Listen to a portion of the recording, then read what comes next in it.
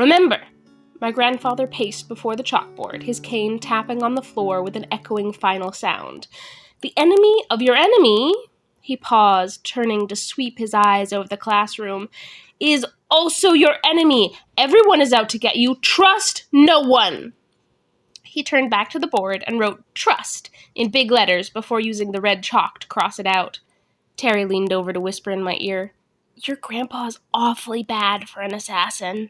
I scowled at her, but before I could respond, a dart appeared in the middle of her forehead. Her eyes crossed, and she slumped forward on her desk. I turned to glare at my grandpa. See, he told the class gleefully as he returned his cane to the floor. You can't trust anyone, not even me. Mr. Macbeth, you can't go killing our students, the teacher squawked, half risen from her chair. Nonsense, my grandfather flapped a hand at her. It's just a sedative to prove a point.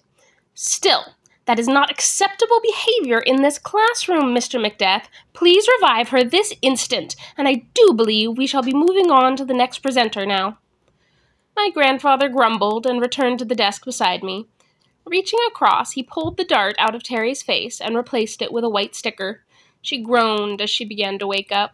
Mark's uncle began to talk about something investment something, and I leaned over to whisper to my grandfather, 20 seconds, I'm impressed. You'd think they'd want interactive presenters on career day. I patted him on the arm as reassuringly as I could. Next year, Grandpa. Next year they'll let you finish.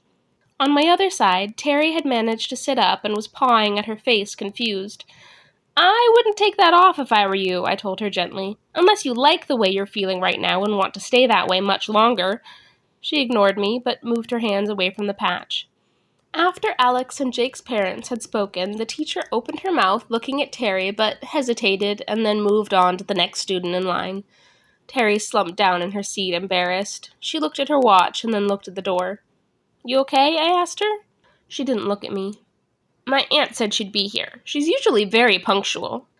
My grandfather leaned around me to peer at Terry.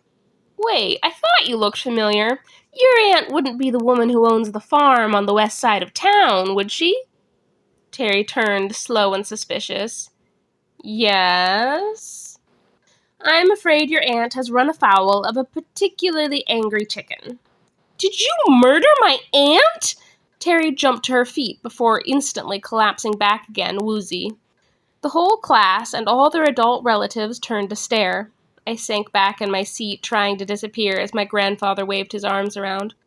No! First of all, I've never been proven to have killed anyone, and if allegedly I'd been hired to do something, which of course I wasn't, but if I had, it would be just to teach her a lesson about animal abuse. The chicken got its revenge, that's all. Or so I heard. I wouldn't actually know, of course.